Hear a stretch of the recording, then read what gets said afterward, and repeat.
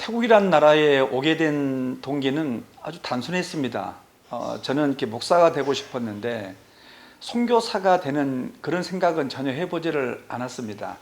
저 섬에 들어가서 이 공동체를 이끌고 그다음에 전 마을이 함께 같이 일하고 같이 예배드리고 하는 그런 공동체를 꿈꾸었는데 어느 날 갑자기 이 태국서 사역하신 선교사님이 제가 공부하는 신학교에 체포를 인도하러 오셨습니다. 한 후배가 내가 살고 있는 성남까지 찾아왔어요. 그리고는 저한테 전화번호 하나를 주면서 하는 이야기가 오늘 그 태국서 오신 선교사님이 찾는 사람이 꼭 당신 같더라. 당신이 갔으면 좋겠다.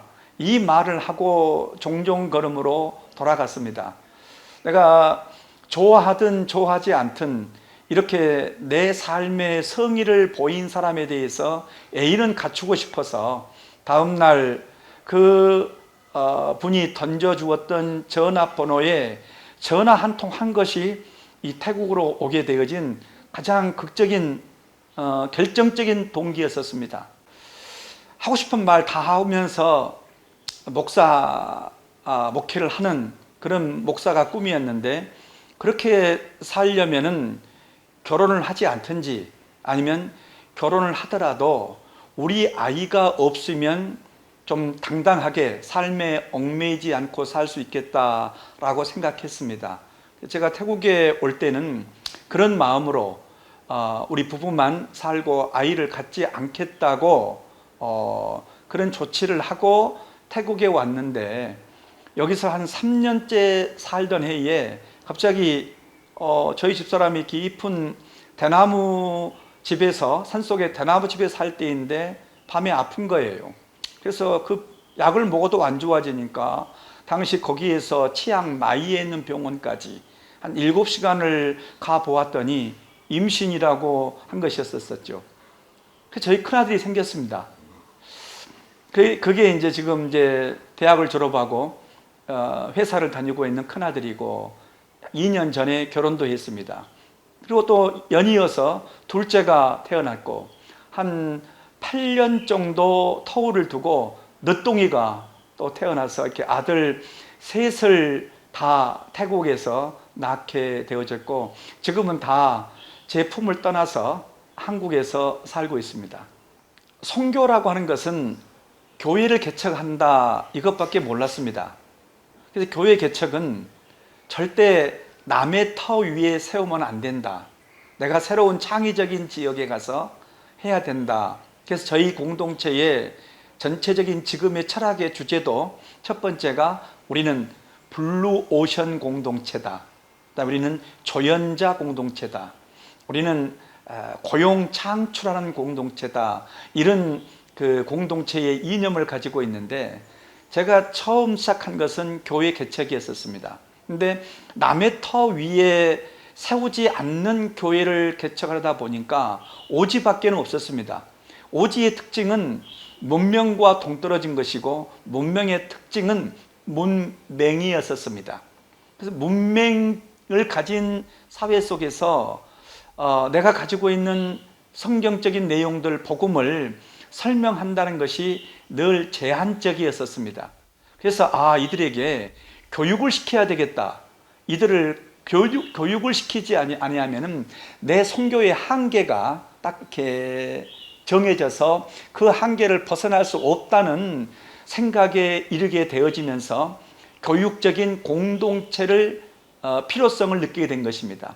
그 교육의 공동체의 필요성을 느끼고 세운 것이 지금의 치앙라이에 있는 맷잔 공동체입니다.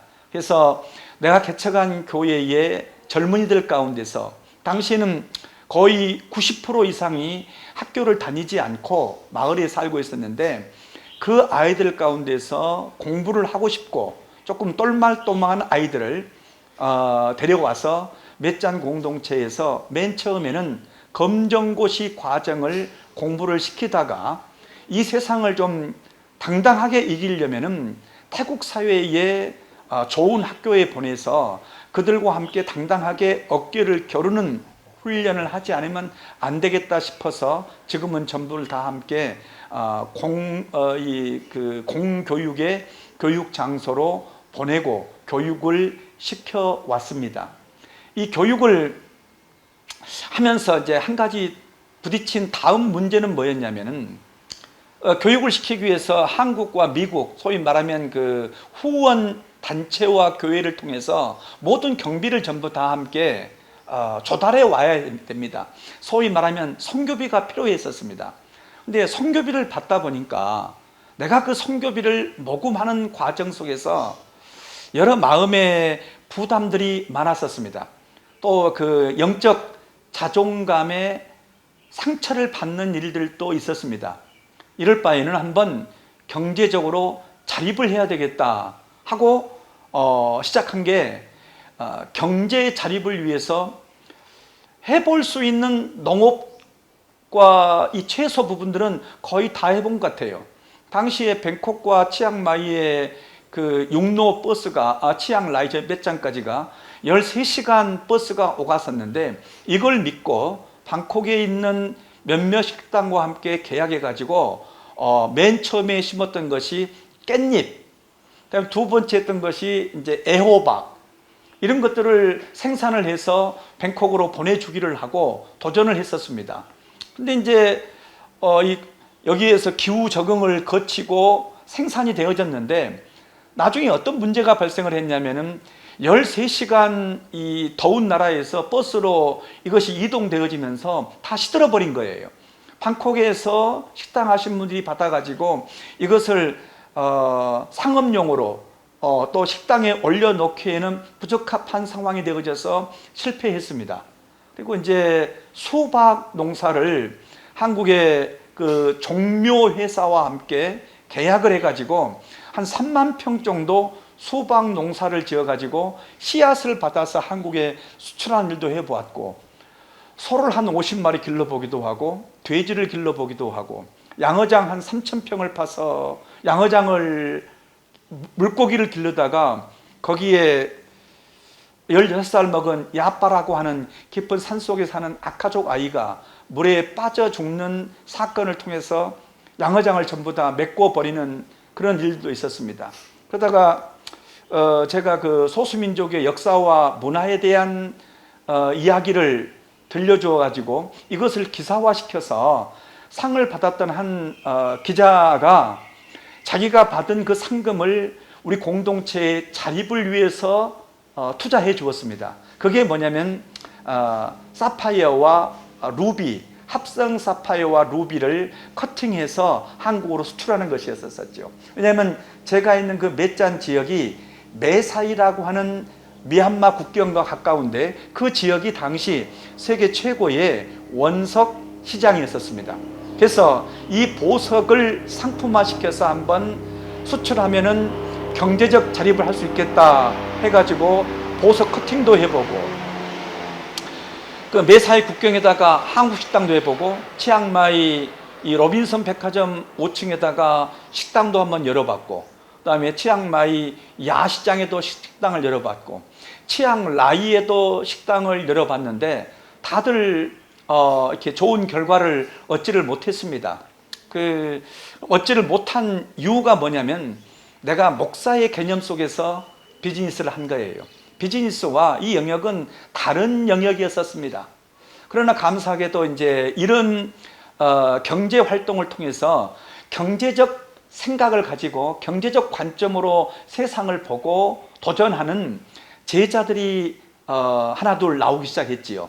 그리고 그 중에 이제 성공한 케이스가 미용 기술을 가르쳐서 치앙마이에 미용실을 오픈했는데, 이 미용실 에덴 1 미용실이 지난주에 에덴 3 미용실까지 확장되어지는 고용 창출을 이루게 되어진 것입니다. 그리고 우리 이제 고아 아이 하나를 데려다가 기른 아이가 있는데, 이 아이가 사업에 성공을 해서 우리 맷잔 공동체가 완전 그들에 의해서 자립하는 공동체로 성장되는 배경을 만든 것은 성과이지만, 제가 직접 이 사업을 할 적에는 경제적으로 투자금을 회수할 정도의 유익은 한 번도 없지 않았나 생각을 해봅니다. 우리 한국 선교사에게 가장 부족한 것은 도전의식입니다.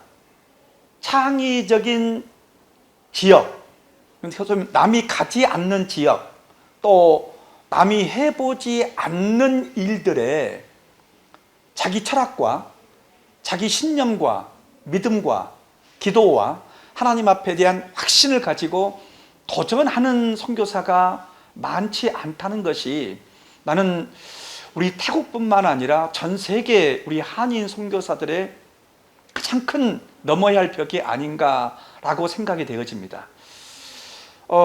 이 치앙마이는 1998년도에 그레이스 인터내셔널 스쿨이라고 하는 선교사 자녀 학교가 생기면서 선교사의 숫자가 급증하기 시작했습니다.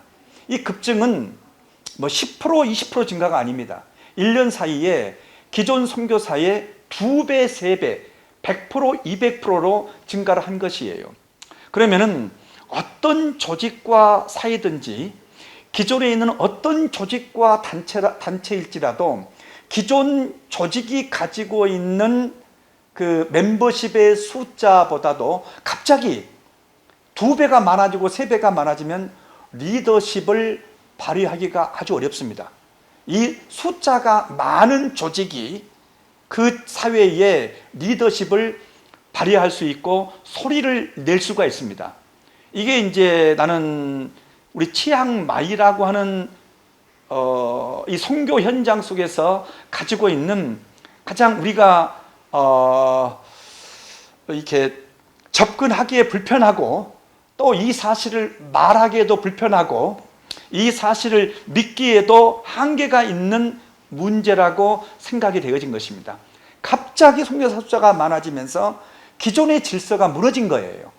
이 여기저기서 갑자기 등장되어진 이 숫자 많은 선교사들의 여론이 치앙마이라고 하는 선교 현장의 사역을 지배하게 되어졌습니다. 그리고 이제 이분들이 지금 치앙마이는 제가 33년 살고 있습니다만은 인구 자연 증가가 거의 없습니다. 거의 제로 상태이고 멈춰 있는 상태예요. 그래서 제가 올 때에 이 치앙마이의 선교사 숫자는 2가정이었습니다. 근데 지금 치앙마이 선교사 숫자를 한 500명 이상을 보게 되어지거든요. 그러면은 30년 사이 속에 이 선교를 하겠다고 하는 사람들의 숫자가 소위 말하면 200배 이상 증가를 한 거예요. 그러면은 200배 증가한 것에 의해서 현지인들의 개종의 숫자도 200배가 되어지면 문제는 좀 덜합니다. 또 현지 리더십들의 일본 개종의 숫자는 아니더라도 현지 리더십들의 영적인 성숙도가 이와 같이 200배 정도로 깊어지고 넓어져도 문제가 안 됩니다. 다 수용할 수가 있습니다. 이 2가지는 그대로 멈춰있는 상태 속에서 열정을 가지고 나는 너희들에게 복음을 전해야 돼, 이런 사람의 숫자가 200배가 증가되어져 버리면 여러분 한번 이것은 내가 여러분 앞에 이것이 문제라고 말하기 전에 여러분 스스로가 이런 사회와 집단 속에서 발생되어지는 문제를 느낄 수가 있을 거예요. 이건 어느 사회나 동일하게 발생되는 문제입니다. 그러면 이때부터는 선교라고 하는, 복음이라고 하는 예수 그리스도의 십자가와 부활과 이를 통해서 변화된 인간의 삶을 가리키는 이 복음의 본질적인 문제는 차선으로 밀려집니다. 그때부터는 경쟁 구도가 되어집니다. 묘하게도 부정과 긍정의 곱함은 긍정이 되어지는데 선과 선의 경쟁은 부정이 되어집니다. 절대로 선한 일, 복음은 경쟁하면은 경쟁 속에서 복음의 긍정적인 면이 지배하는 것이 아니고 부정적인 면, 그것이 그 사회를 지배하게 되어집니다. 우리는 이 경쟁의 블랙홀에 빠져버리지 않았나. 이런 생각을 해봅니다. 그래서 치앙마이에만 몰려있지 말고 선교사가 없는 마을로 좀 흩어져 들어가면 좋겠습니다. 그 다음에 선교사들이 필요한 면 단위, 읍 단위, 또는 태국에는 77개의 도가 있는데 그런 도들 가운데 선교사가 없는 도가 너무 많아요. 그런 도로 갔으면 좋겠습니다.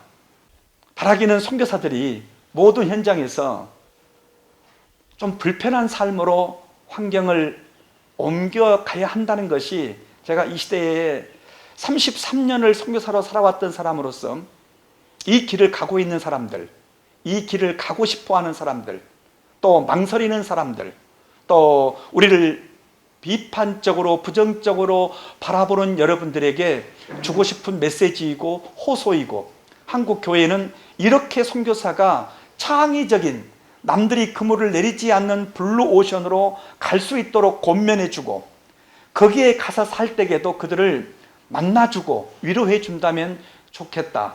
그러나 지금 이렇게 삶의 편리함, 골프장, 백화점, 자녀들의 교육의 환경의 우선순위, 이것 때문에 몰려 살게 되어지면 우리는 이스라엘 민족이 산당을 섬기다가 결국 블레셋의 노예로 끌려가는 그 상황까지 가지 않을까 하는 생각을 해보게 되어집니다.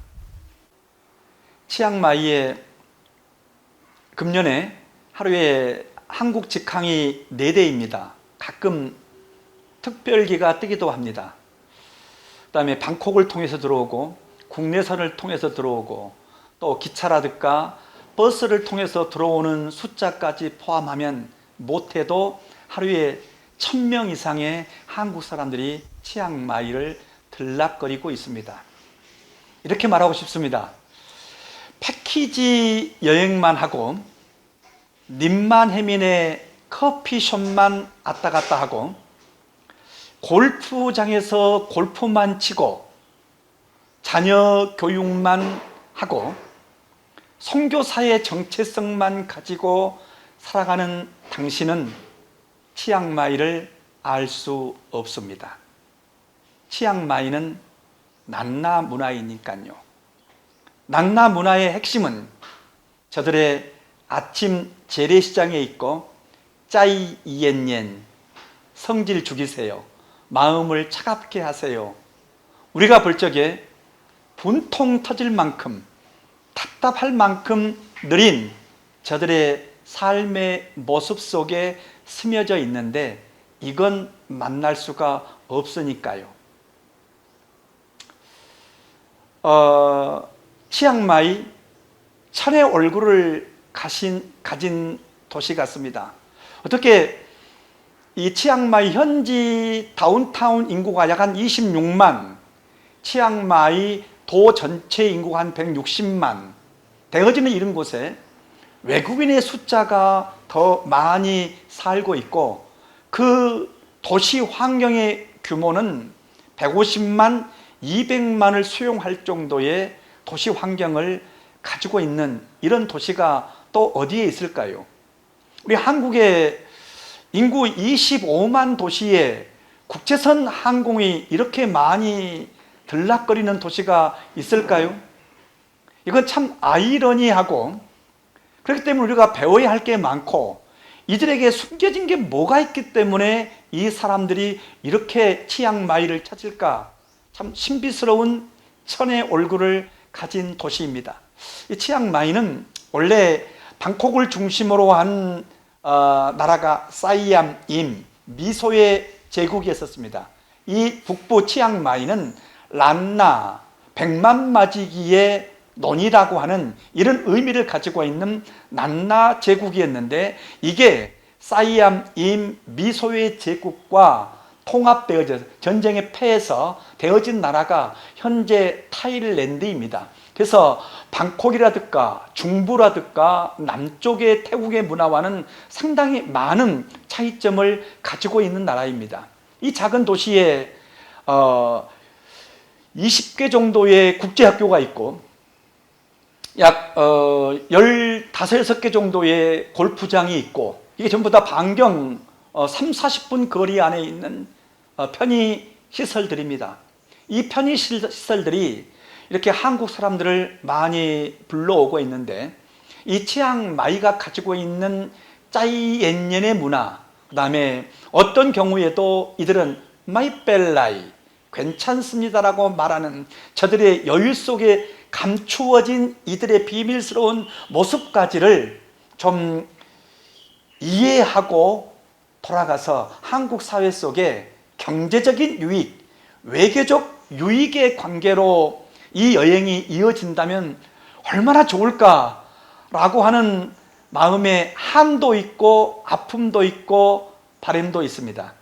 그런 바람 하나가 저에게 이 치앙마이에 한글 학교라고 하는 것을 세우는 동기가 되어졌습니다.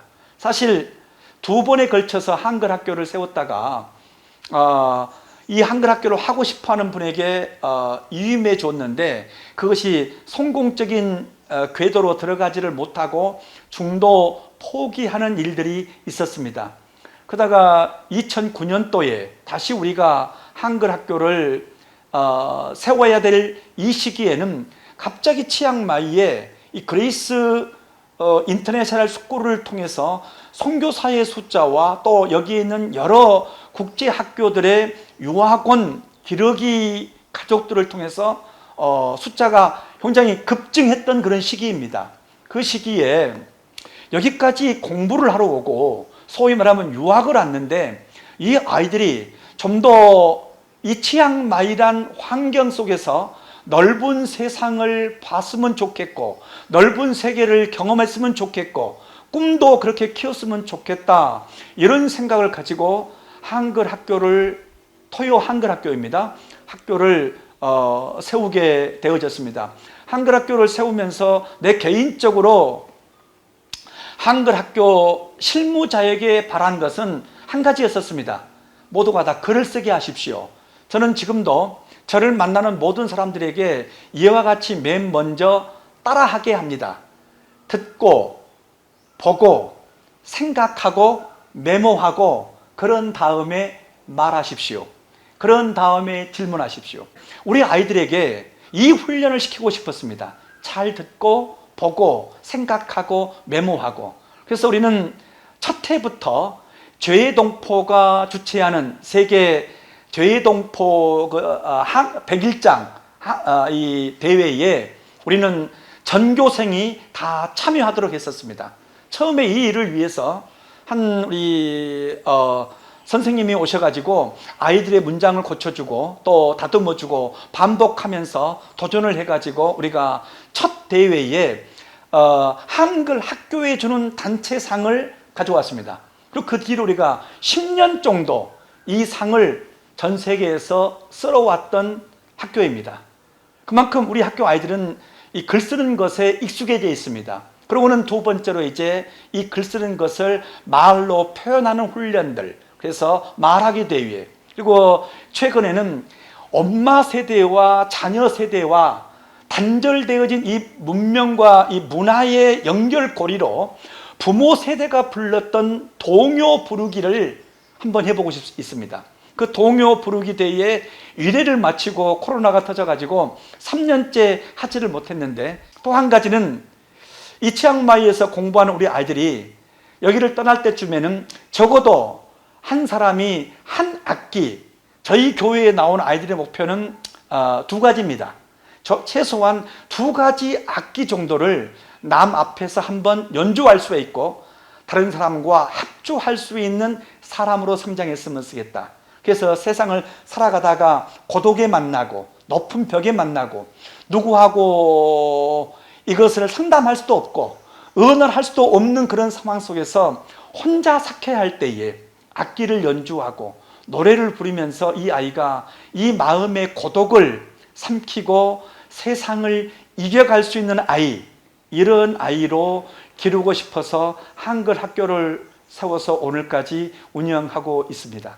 33년이 흘렀고 60이 훌쩍 넘어버렸습니다. 이제 그 꿈꾸었던 일들을 내가 그 꿈을 향해서 달려갈 수 있는 육체적 에너지의 한계, 이게 봉착하지 않았나라고 생각되어집니다. 저는 지금도 버리지 못한 마음의 꿈 하나가 있는데, 메콩강 4,200km를 한번 다 탐사해 보고 싶었습니다.